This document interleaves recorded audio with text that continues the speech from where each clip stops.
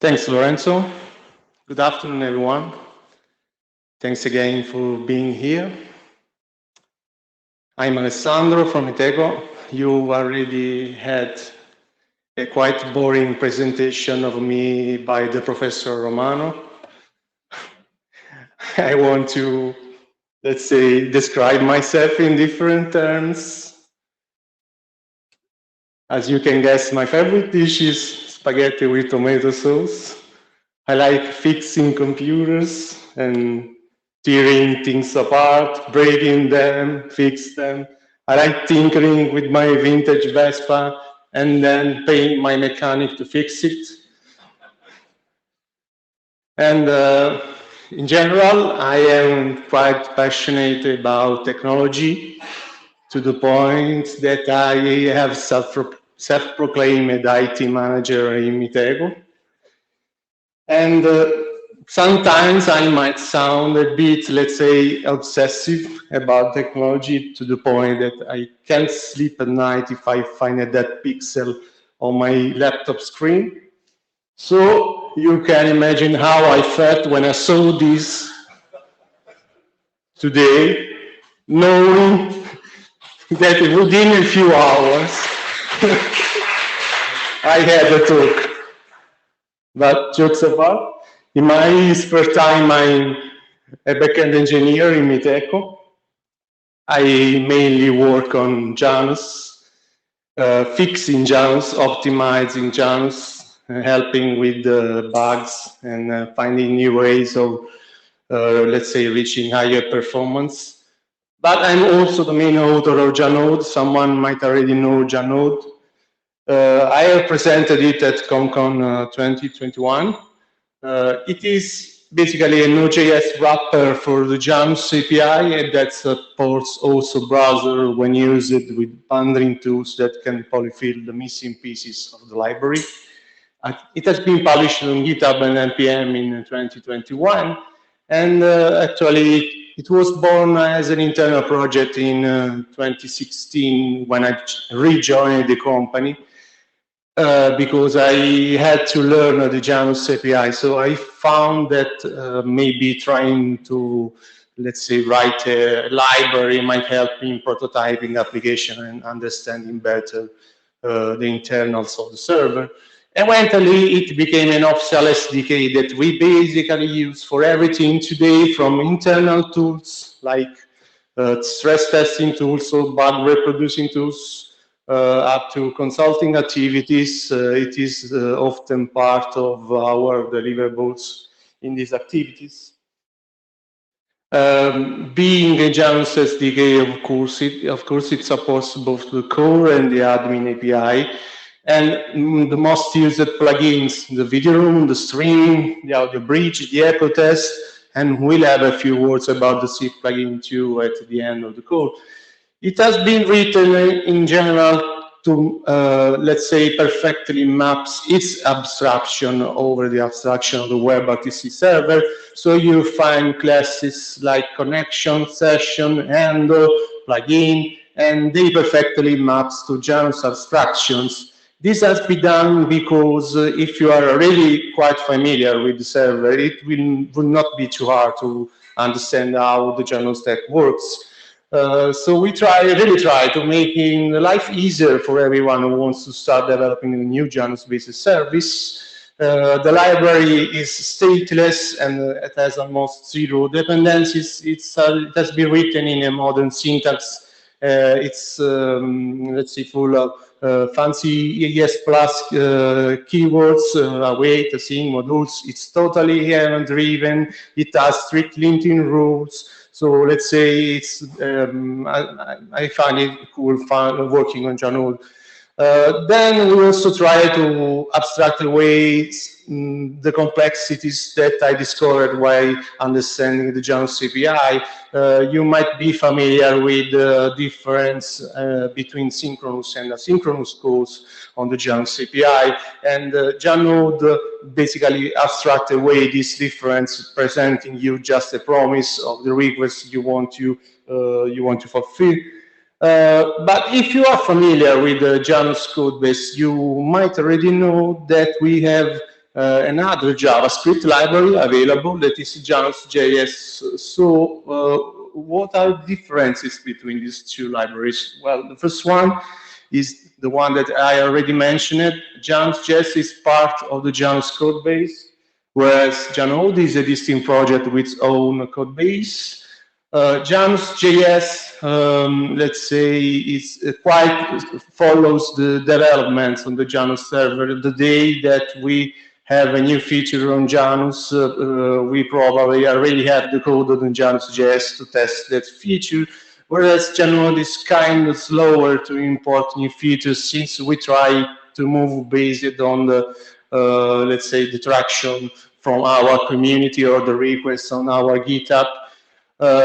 Janus.js, it's aimed at browser and it works on both signaling and media planes since it wraps both the planes of the API, whereas Janode, it's basically aimed at backends, but like I already said, it works in browser with polyfill. Then I already anticipated as a consequence of being aimed at browser, Janus.js wraps both signaling and media, whereas Janode only handles signaling, so you can use it for wrapping the Janus API and not the WebRTC media part. In our consulting activities, we tend not to use Janus.js in production environments, whereas Janode is widely deployed in a Meetecho service since we basically use it to create a custom API that then we offer to the public, and we have a few words about this in the next slides. And of course, the most important difference between Janus.js and Janode is that one. Janus.js is a callback hell, whereas Janode has promise everywhere, so it would be really easy to make any kind of request, and we see it in a code demo. So this is an overview of the architecture. Like I said, there are similar abstractions. The server communicates with the connection abstraction, then there is session and the plugin, and your user code can basically interact with any of these layers. The connection, the supported connections are WebSocket and Unix diagram sockets, and the API between the user code and the other layers is always with promises and events. And everything, of course, is running inside Node.js runtime. Now, let's say how you can use Janode in your project is a very basic four-step process. Step number one, you need to import the library and the plugin. You might choose to take the embedded native logger. I found it really handy. Then using the static Janode object, you can just connect to a server by setting some parameters like the URL, the API secret, and notice also the Boolean there is admin that is used to specify if a connection is going to be a Janus API or a Janus admin API connection. Like I was saying, it is a plain promise there, so you just await for your connection object. Once you have the connection, you need to set up the event listeners for the connection. For example, you want to customize how your application works when a connection is closed or when a connection gets an error. These are the event listeners that I have wrote over there.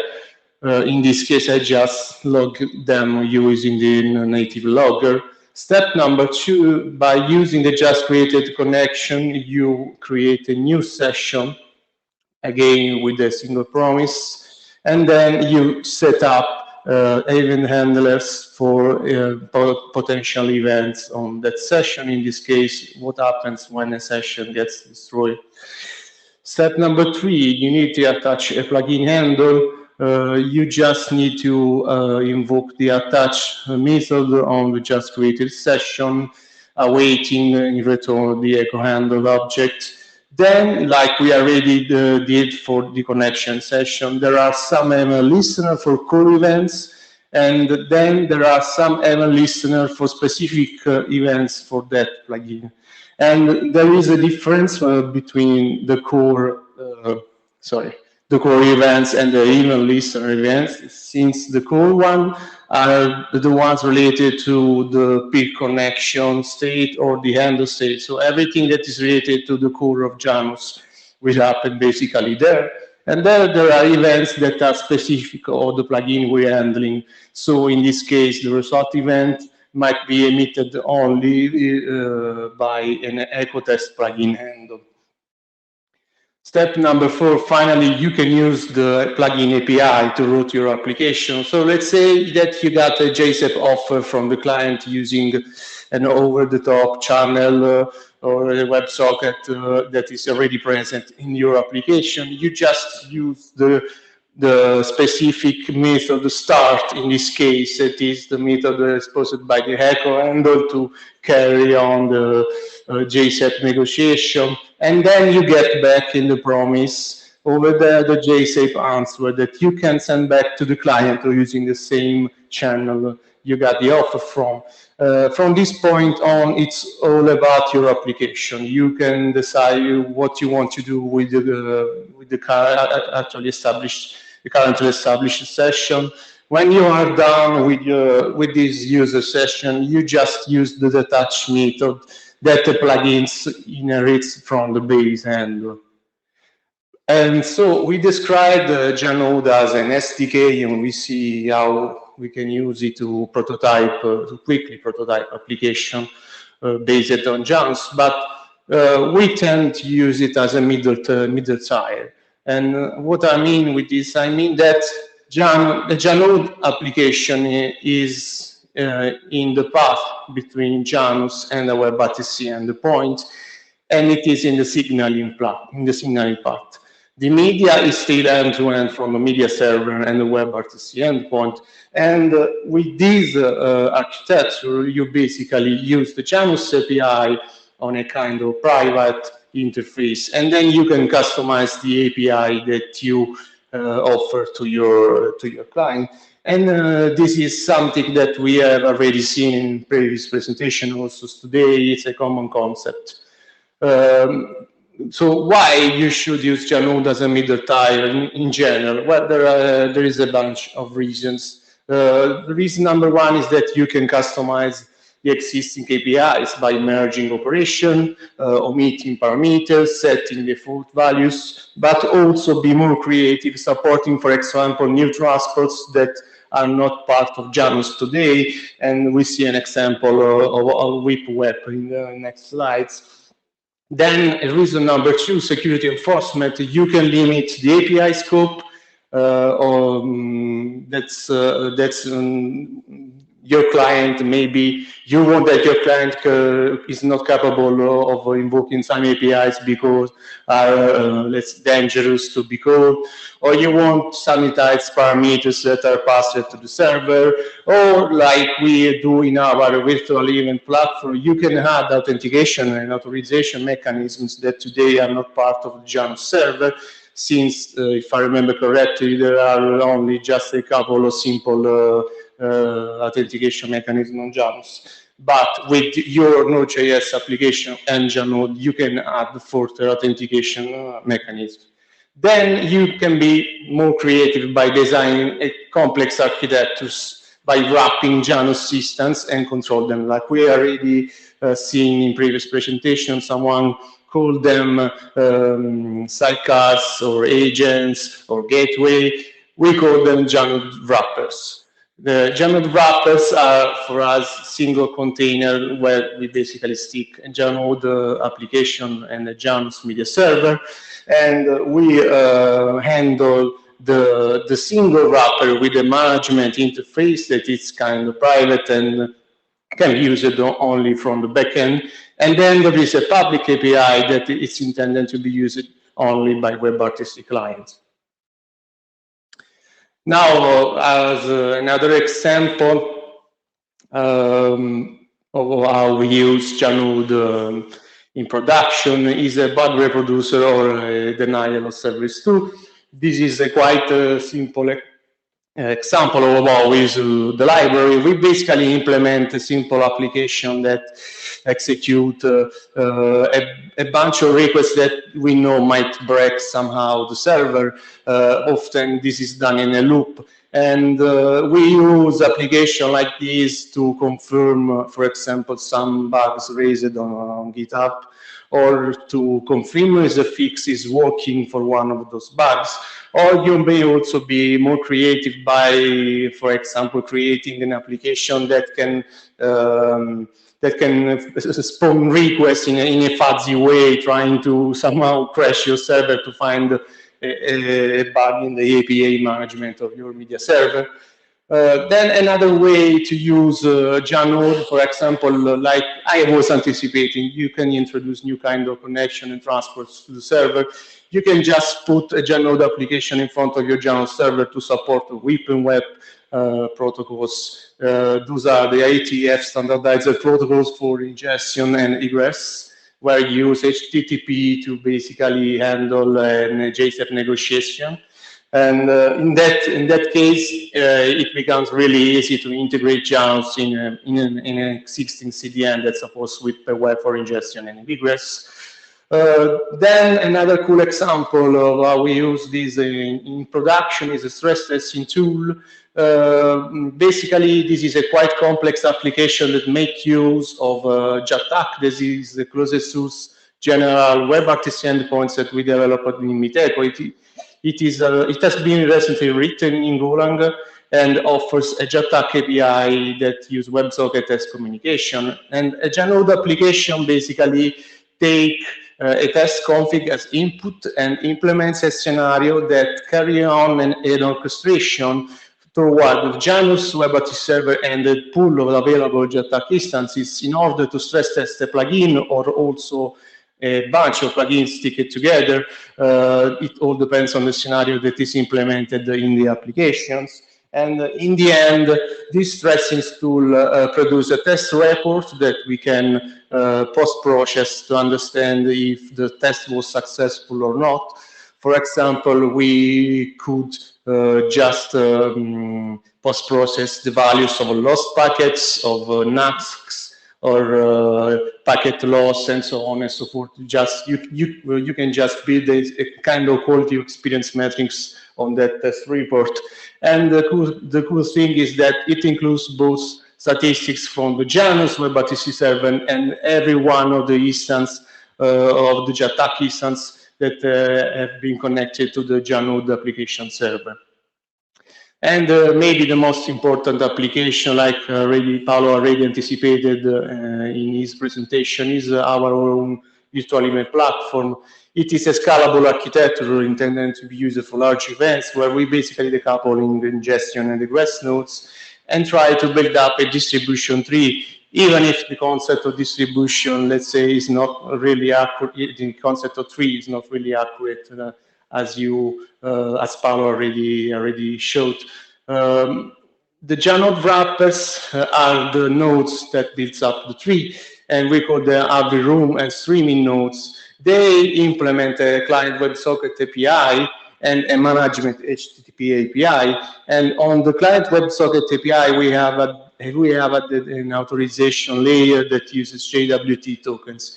In these tokens, basically, users have claims about if they have authorization to publish their feeds, or if they have authorization to get a specific feed or join a specific room, and so on and so forth. And everything gets updated on etcd clusters. Janode wrappers are the brightest on this cluster. Then there is the broker that is the mastermind that orchestrates the platform, and is basically reacting to the updates on the etcd, and is also in charge of allocating new ingestion and egress nodes on demand whenever the platform needs. This is a view of our virtual event platform in an idle state. We call this a warm-up state, when there are some instances available without participants active on the platform.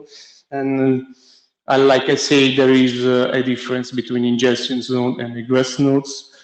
Let's say that one person joined the service and wants to publish his own feed. First step is contacting the broker and saying, hey, I want to publish my feed. The broker will just pick the most suitable AV room nodes available in the cluster, and it will try to allocate needed resources on the AV room. When the resources are available and ready, the broker will reply to the participant, and in that reply there would also be the address used for contacting the AV room. The AV room wrapper, and once the participant has all the needed information, he can basically publish his feeds by using the custom API that AV room offers to the client, and his feed is now published on the CDN, and this information gets propagated in the TCK cluster 2. Now, let's say that a participant wants to get this feed, wants to view the video of that participant, for example. So he will ask to the broker, hey, I need this feed. The broker will pick again the most suitable streaming nodes, depending on parameters like load, CPU load, or number of peak connections. And once a streaming node gets chosen, he will ask to the AV room that is currently handling the feed of the original participant to just RTP forward this feed to the nodes, to the streaming node. And once this mechanism completes, the broker will reply to the participants, and again the participants can view the feed of the original participant by carrying on the negotiation signal through the custom API offered by the streaming nodes. And this is basically how a single feed gets published and then gets used by one passive participant. You can imagine that things can get quite complicated when we start to talk with multiple feeds and multiple participants that want different feeds. The broker might decide to spin up new instances, and so the architecture become really complex and is not anymore a tree like I was trying to describe in the previous slide. What's next for Janode? There is an effort in the video room plugin about multi-stream.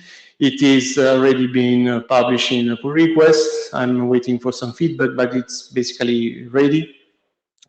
With multi-stream, Janode will be capable to leverage the multi-stream functionalities of Janode, so you can basically publish stream in this multiple stream in the same peer connection.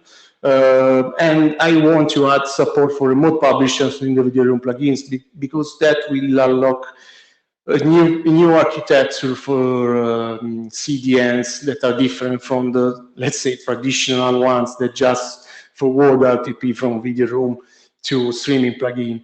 Then there is some work being done behind the curtains about the C plugin. There is a branch that is actively developed, still not a pull request because it is half done. It's just the part about doing calls, so sending invites and register. There is nothing about answering to that calls. It has been quite a large effort because I needed to also change something in the core of Janode due to the nature of C plugin that has a lot of asynchronous events coming in, and some of these events might or might not close a transaction, and everything so relates to how should we return a promise when we request, when we do a specific method on the C plugin. And then there is a point about improving documentation. It is currently in JS doc. I kind of regret this decision, I'll be honest, because I don't like how it is supported in the most used IDE. I'm trying to understand if we need to migrate to TypeScript declaration files. Someone already published a pull request that, if I remember correctly, is just for audio bridge. But I see a lot of projects around doing the same thing. Maybe it's something that I should do in the short term. And that's it. Thank you for your attention. I'm really happy to answer your questions.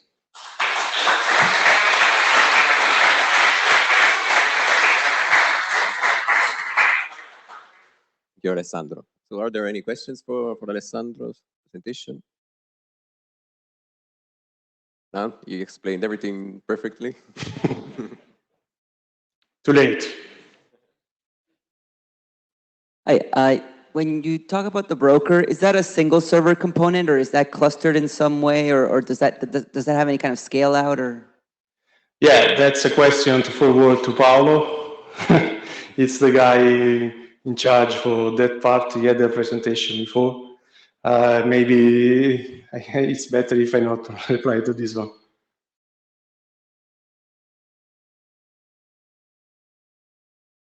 Other questions for Alessandro? Okay, thank you, Alex.